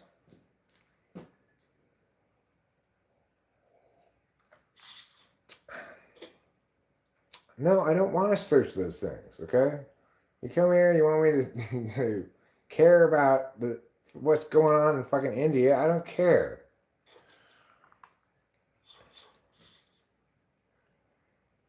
The disappearance. Oh, it's ice shit. People are taking away. Um, I got plenty to care about here in America, dude. We got plenty of problems here, like Winston's mom's talking about. I hate this deportation shit. It does absolutely no good, lots of harm, and it completely ignores humanitarian concerns. In some ways, it does, you know? In some ways, America sucks. And so that's why I don't have any energy or time or interest in caring about your problems. Well, because, I mean, because it's a place where I can say it sucks in lots of ways and fight hard to improve that or whatever. Freedom, that's why. Yeah, thank you, Electric 476. I like your answer better. Well, I busted out of this tournament.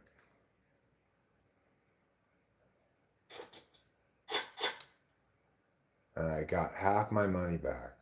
So it was a $5 tournament. I got a $5.50 tournament. And I got $2.50 back. For all that effort.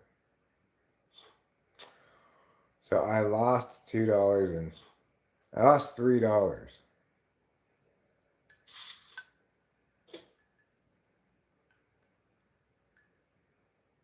Oh, Randy, how you doing, dog?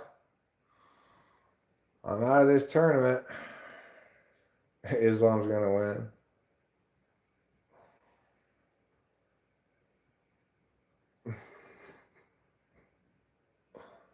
Yeah, the cool thing about being American is you can say America sucks. It's like it seems like oh, I know. Yeah. Don't even get me started. Why? Can we talk about puppies? Let's talk about puppies. Have anybody seen any cute puppies recently? I saw some not that long ago. I'll tell you about it. I went down to the Oakhurst Vons, and out in front of it, there was a lady and her daughter, and they had one of those like animal fence things, not very tall, and inside of the fence circle were all of these puppies. There's like 5 of them.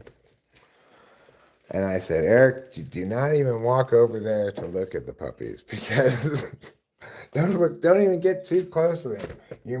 One of them might get stuck to you and you end up taking it home.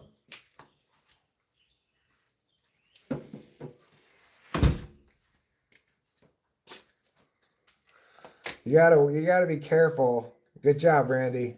Good job. No, like dogs, I mean. Because it's pretty difficult to play with like a circle of puppies, like get down there and be like, oh, hello, and then not want to take one home.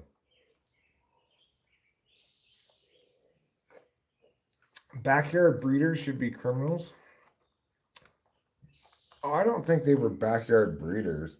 They were giving them away. It's like their dog had puppies and they didn't know what to do with them. You know, they weren't breeders at all. It was totally like, oh shit, our dog has puppies. Now what are we gonna do with all these puppies? We don't want them to go to the Humane Society. It's non-alcoholic.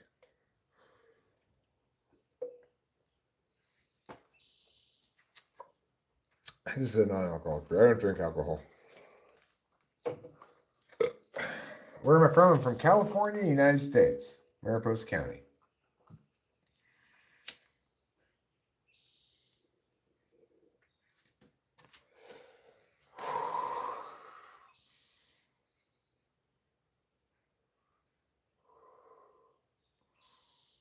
Have you read Allen Ginsberg? Yeah. Not a fan. He's a terrible poet. That's just how it is. I seem uneasy. If I seem uneasy, then I don't know what easy looks like. I could hardly be more comfortable. I'm out here smoking a cigarette. It's a beautiful day. Birds are chirping. Sun is shining.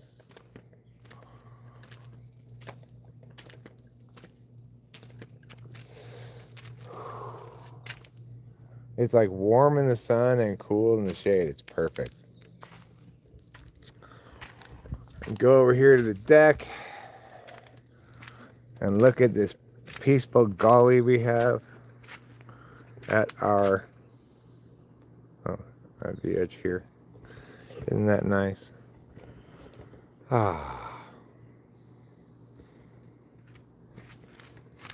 What I call easy rather than uneasy. I guess the air conditioner is on. I should probably turn that off. I'm trying to save electricity. Because our electric bills here can get quite expensive in the summer. We generally don't need to have the air conditioning on during the day because the house is really well insulated. But we sleep with it on because we like to sleep at 68 degrees. 68 degrees is the proper temperature for sleeping. It's perfect. It's unbelievable. I walked up to the street earlier this morning before I started streaming and I was just like, oh my God. It is so amazing here.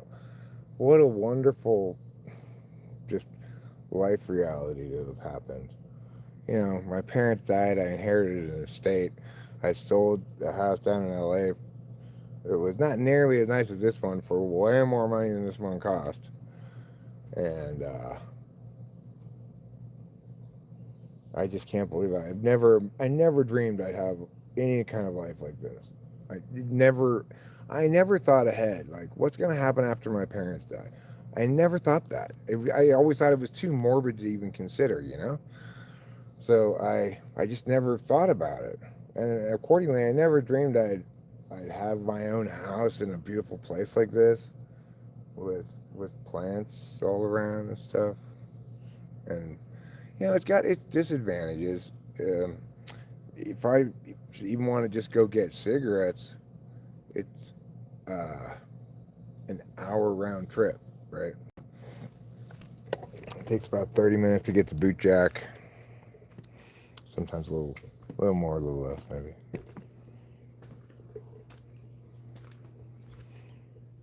So we just stay here, you know. Which is the advantage of that is that. Thanks, D3. Thank you. I will try to do that.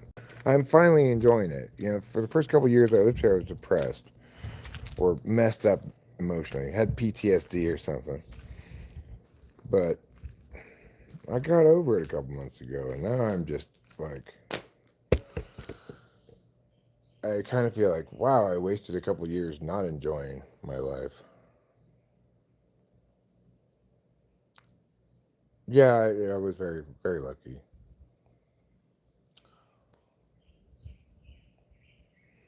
And still am very lucky. But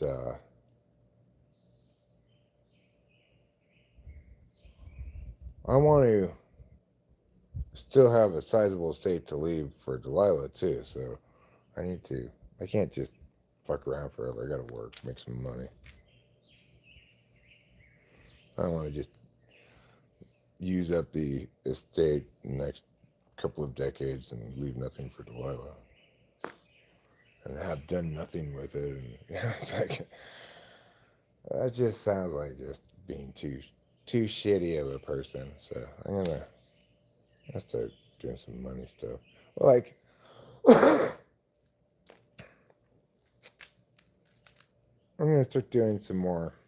I already have started doing some more typology stuff. Put up content that people want rather than what I feel like doing.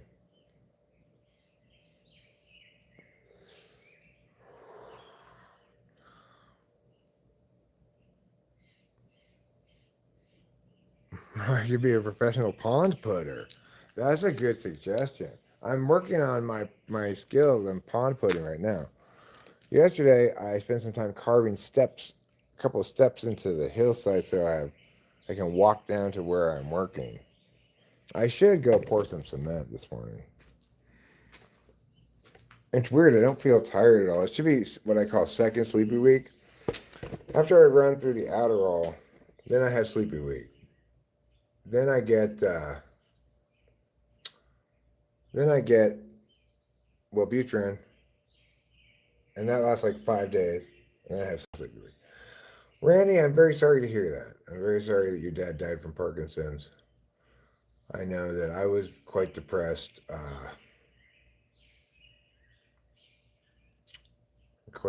after my parents' death. My dad killed himself. Wow, that's horrible, man. Your dog died too. That's brutal. I'm so sorry. It does get better. It takes time.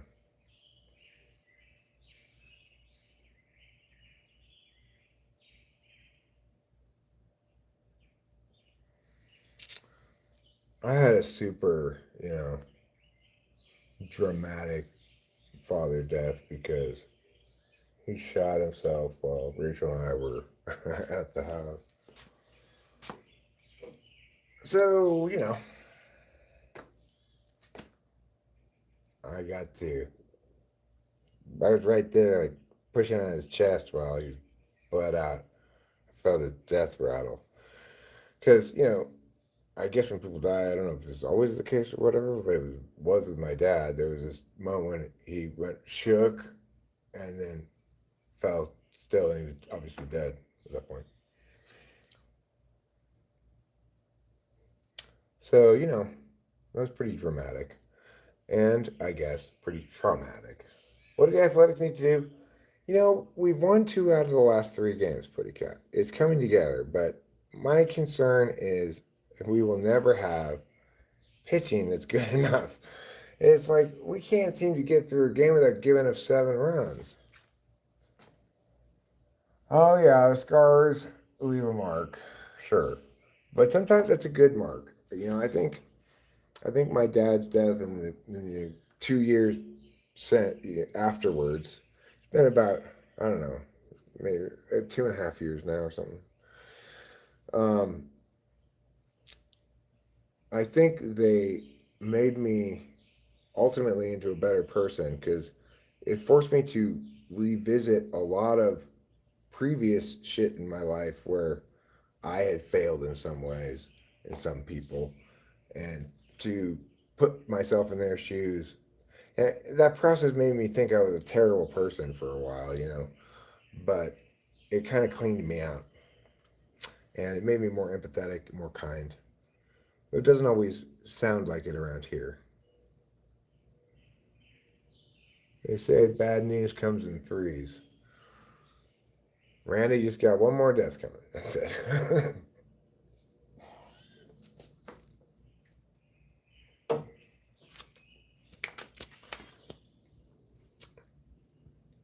So I think we should go to the store today.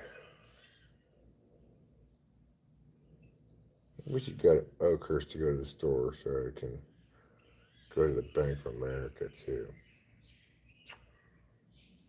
Do I ride motorbikes? No, I don't have any motorbike, but I'll show you what I do have.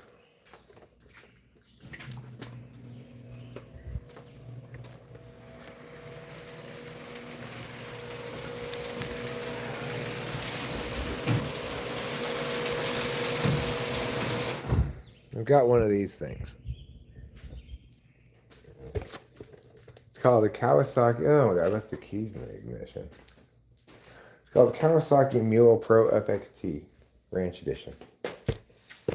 Okay, good. The battery's still fine. I guess that doesn't cause the battery to go bad.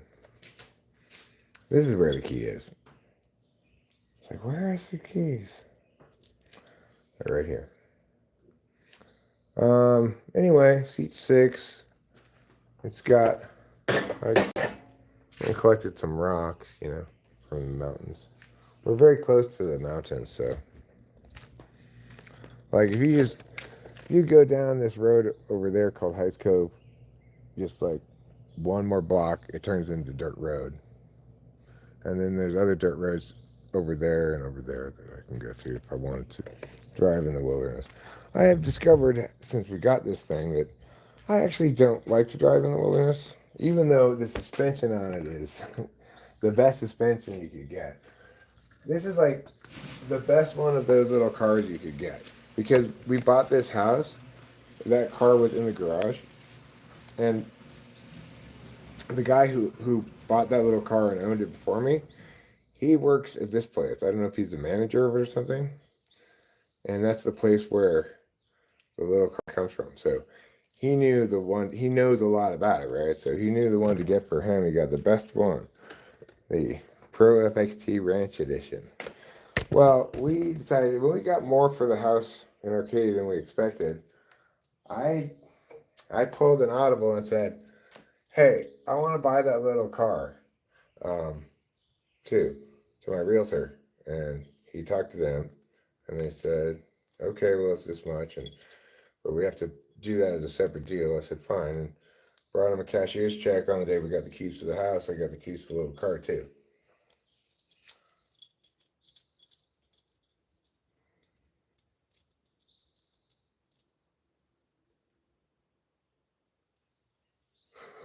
Wow. Well, if that is all true, Randy, you really are going through some shit.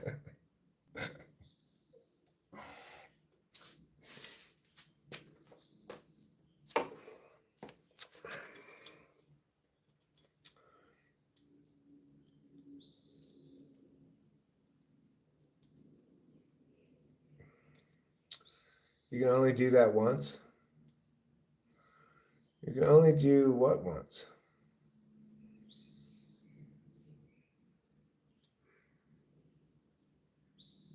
Sob story?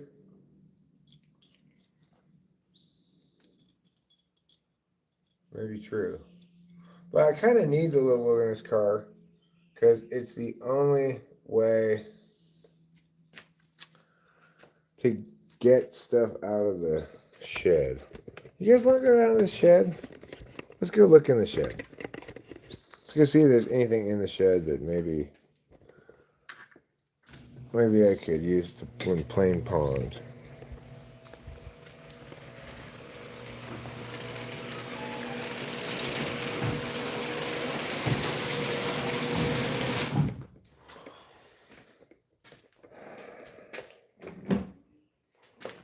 So this is some action and adventure we got going on here for you on the live stream. Instead of just me standing around, we're going to have an action-packed trip in the little wilderness car.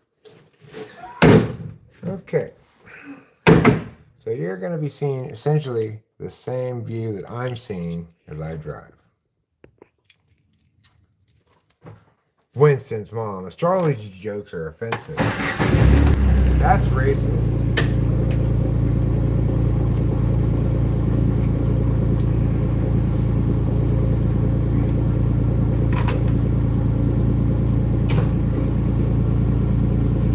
All right, let's go. Let's go to the shed.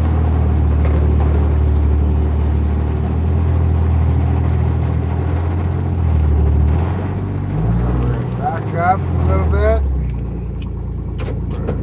Put it in low gear.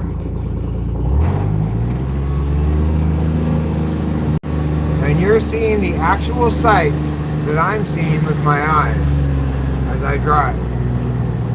Isn't that amazing?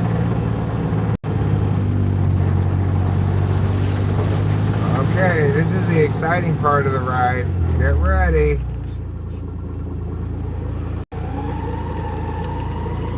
Whee!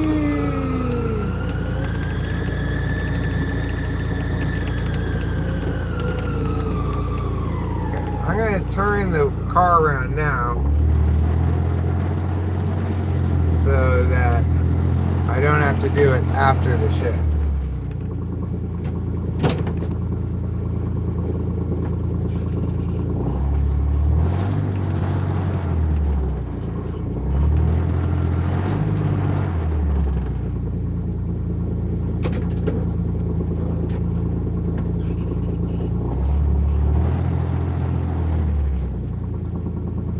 Look at this beautiful little pink flower here.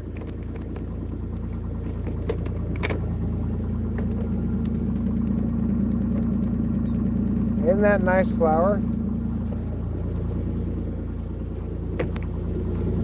Let's run over it with the little car. I'll try not to, but I probably will.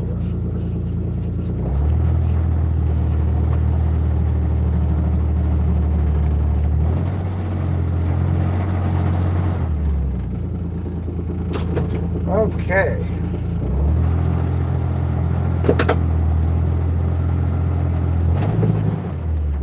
Now we've got the little car turned around. Like so. We're back it up to the shed in case we want to put anything from the shed in the back.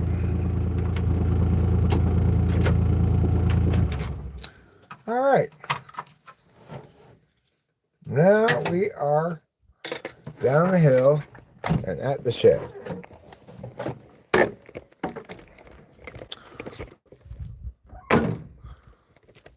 Down here, this is not our property. I don't know whose property it is or if it's anybody's property, but our property line is here. So only this branch of this tree belongs to us. These branches of this tree belong to us, but most of the tree does not. Okay, let's look in the shed. I know from experience I can't take you in the shed without losing connectivity from the Wi-Fi, but I will open it so you could see inside maybe.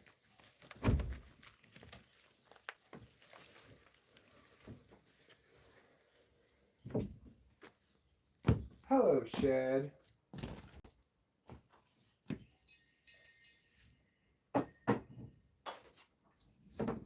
What do you suppose this thing is?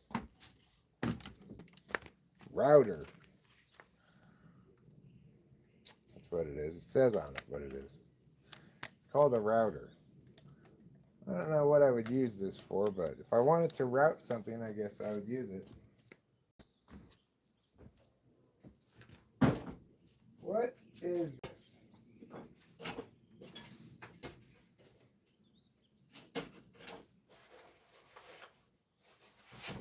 This looks kind of fun.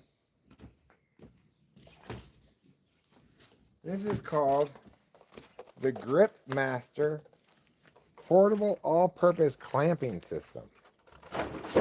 Let's look at it. Let's look and see what it looks like. Wow. I really haven't gone through the shed very much. Seems kind of complicated.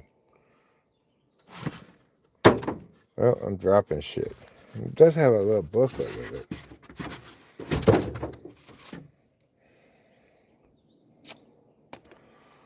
Okay, well, where does this one go? I don't know. Put it right there. I'll put this here. So, I have a clamping emergency of some kind.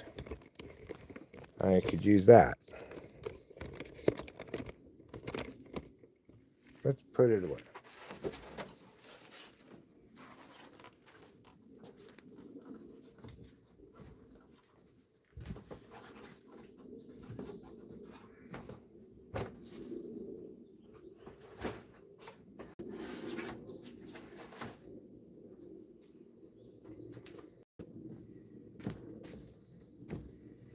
I wonder what this is.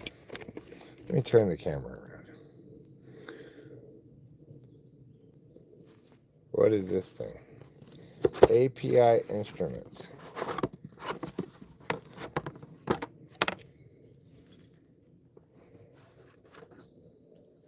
What is this? Oh, it's a temperature thing. It's a thermometer. Let me show you from the front so it's not backwards. I mean, how do you even use this? It's not right. It's not like 60 degrees right now. It's more like, well, maybe if it were still, it would work. I don't know. I don't know what to do with that thing. Okay, put that back on there. I'll just put this back where I got it. I can't take you in there, right?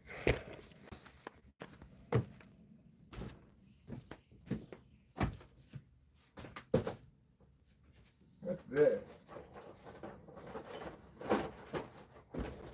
Speed hanger, door hanging router template. I don't need that. That's for sure. This is a jigsaw. Jigsaws are cool. This is a ladder. Got all this wire. So much wire. See all this wire here?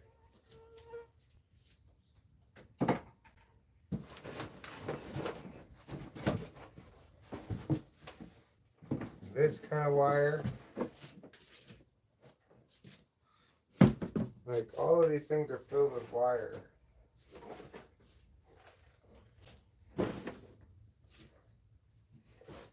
This kind of wire.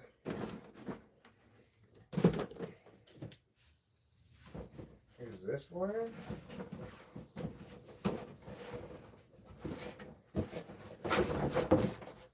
This looks to be coaxial cable, maybe? I don't know. Some kind of wire.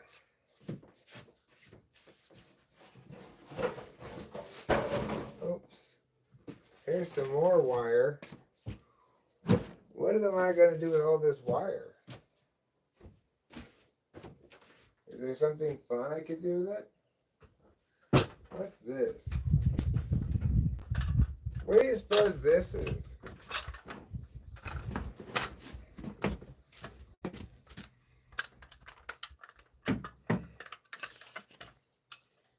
Ladder systems. This is some kind of ladder part. That's kind of weird. Okay. What else do we have to see?